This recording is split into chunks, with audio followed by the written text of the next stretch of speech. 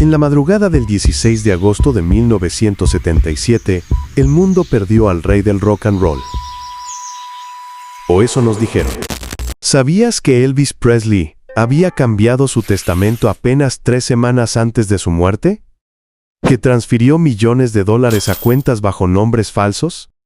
¿Que su médico personal llegó a Graceland exactamente 12 minutos después de la llamada de emergencia, desde una consulta que estaba a 25 minutos de distancia? Solo el 23% de los estadounidenses acepta completamente la versión oficial de lo que pasó esa noche en Memphis. El resto tiene dudas fundamentadas.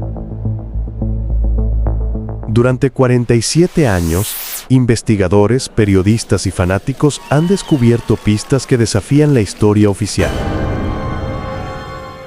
Pistas que sugieren algo impensable, que el hombre más famoso del mundo orquestó su propia desaparición.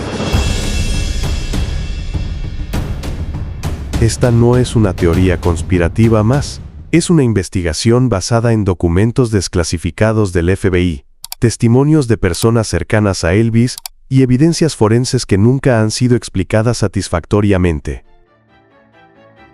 Hoy descubrirás por qué Elvis Aaron Presley pudo haber fingido su muerte, y por qué tuvo que hacerlo. Prepárate para cuestionar todo lo que creías saber sobre la noche que cambió la historia del rock para siempre. Elvis Aaron Presley nació el 8 de enero de 1935 en Tupelo, Mississippi. Un niño pobre que se convertiría en el fenómeno cultural más grande del siglo XX. Pero detrás del brillo de las lentejuelas y los gritos de las multitudes, se escondía un hombre atormentado, un hombre que, según testimonios cercanos, vivía prisionero de su propia fama. Para 1977, Elvis no era solo una estrella, era una marca, una máquina de hacer dinero controlada por fuerzas que él ya no podía manejar. ¿Qué pasaría si te dijera que su muerte fue la única forma de recuperar su libertad? El coronel Tom Parker no era coronel, ni siquiera era estadounidense. Andreas Cornelis van Kuijk, nacido en Holanda, había construido su imperio sobre mentiras, y Elvis era su activo más valioso. Documentos desclasificados del FBI revelan algo perturbador. Parker tenía deudas millonarias con casinos de Las Vegas. Deudas que solo podían pagarse con la sangre y el sudor de Elvis. Elvis era un prisionero dorado, declaró Lamar Fike, miembro del círculo íntimo de Presley. El coronel lo tenía atrapado en contratos que lo obligaban a trabajar hasta morir. Literalmente. Los registros médicos filtrados muestran que Elvis consumía hasta 10,000 pastillas al año. Anfetaminas para mantenerse despierto durante las interminables giras, sedantes para poder dormir después de los shows. ¿Coincidencia o estrategia de control? Ese sistema de dependencia química no era accidental. Era el método perfecto para mantener a Elvis funcionando como una máquina, sin voluntad propia para rebelarse.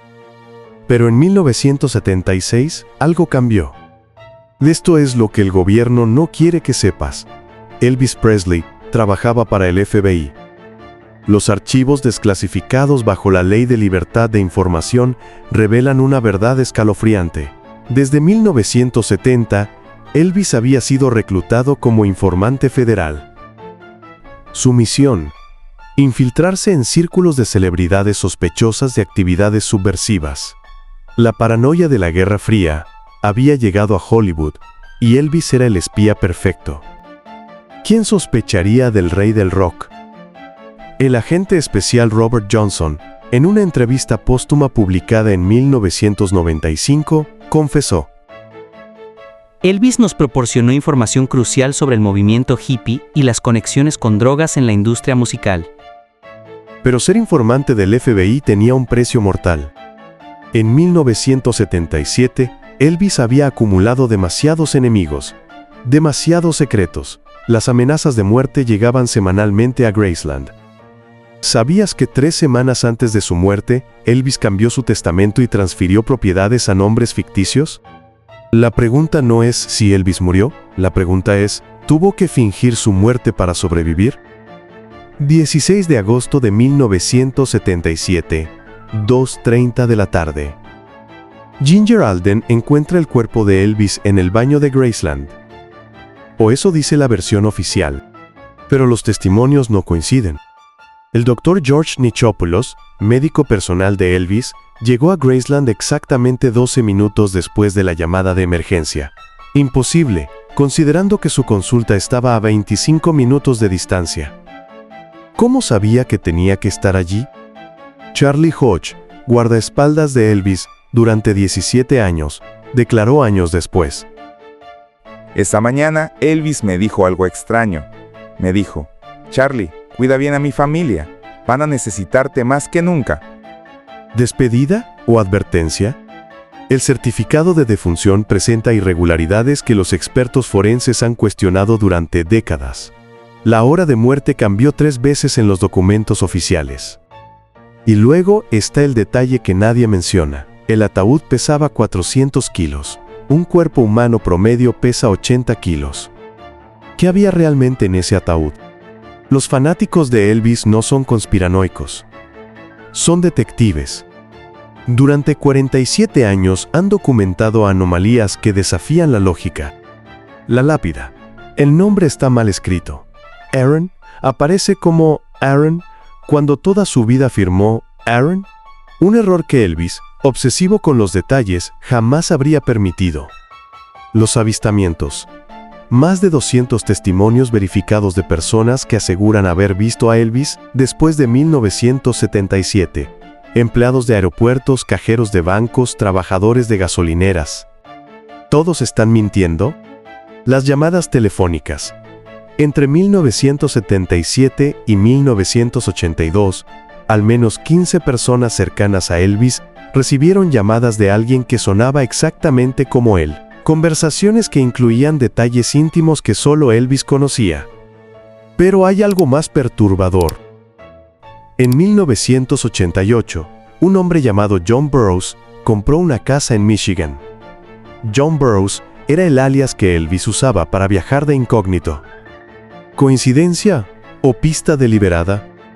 ¿Qué pasaría si Elvis hubiera planeado su escape con ayuda del mismo FBI que lo empleaba? Los programas de protección de testigos existían desde 1970. Elvis tenía información suficiente para destruir carreras políticas y criminales. Su valor como testigo protegido era incalculable. El agente retirado Michael Thompson reveló en 2010. Teníamos protocolos para casos extremos. Cuando un informante acumulaba demasiados enemigos, la única opción era la muerte simulada. ¿Era Elvis un caso extremo?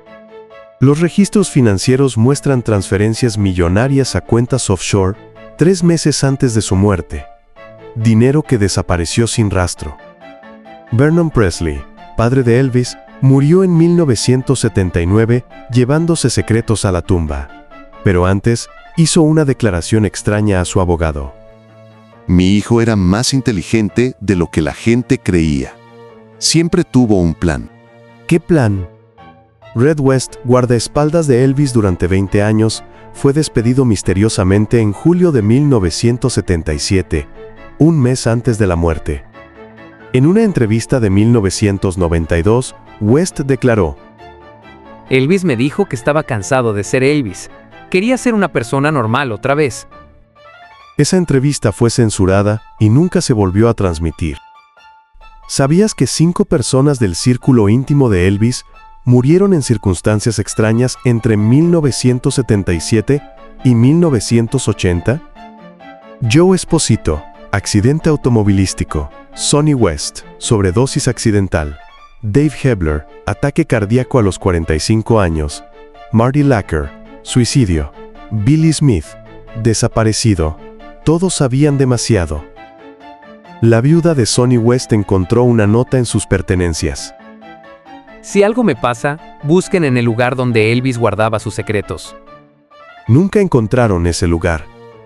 Dr. Francisco Espinosa, patólogo forense independiente, analizó las fotografías del funeral en 2005.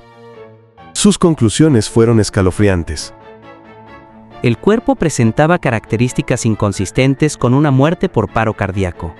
La coloración de la piel, la posición de las manos, incluso el cabello, todo sugiere que estamos viendo una recreación. ¿Una recreación? La tecnología de efectos especiales de 1977 era primitiva, pero no imposible. Hollywood había perfeccionado las máscaras de látex y los cuerpos artificiales. ¿Quién tenía acceso a esa tecnología? Los mismos estudios donde Elvis filmó sus películas. El maquillista Dennis Roberts, quien trabajó con Elvis en sus últimas películas, desapareció 3 días después del funeral. Su familia nunca volvió a saber de él. ¿Sabía demasiado sobre los secretos del rey? Elvis no fue el primero en fingir su muerte. La historia está llena de personas que desaparecieron para escapar de vidas insostenibles. Lord Lucan, 1974, D.B. Cooper, 1971, Ambrose Bierce, 1913. Pero Elvis tenía algo que ellos no: recursos ilimitados y conexiones gubernamentales. ¿Qué pasaría si el hombre más famoso del mundo decidiera desaparecer? Los expertos en identidades falsas confirman que con suficiente dinero y contactos, cualquiera puede morir oficialmente y renacer con una nueva identidad. Elvis tenía ambos. En 1976, un año antes de su muerte, Elvis estudió intensivamente técnicas de supervivencia y cambio de identidad. Sus bibliotecarios en Graceland confirmaron que pidió libros sobre cirugía plástica reconstructiva, programas de protección de testigos, técnicas de espionaje, supervivencia en el desierto. ¿Preparación o coincidencia? Los tentáculos de esta conspiración se extienden más allá de Estados Unidos. En 1978, un hombre que se hacía llamar Aaron Sivle, Elvis al revés, compró una propiedad en las Bahamas. Pagó en efectivo, nunca se registró oficialmente.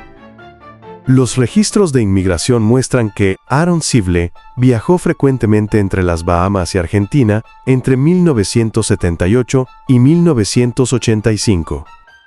¿Por qué Argentina? Ese país tenía acuerdos de no extradición con Estados Unidos.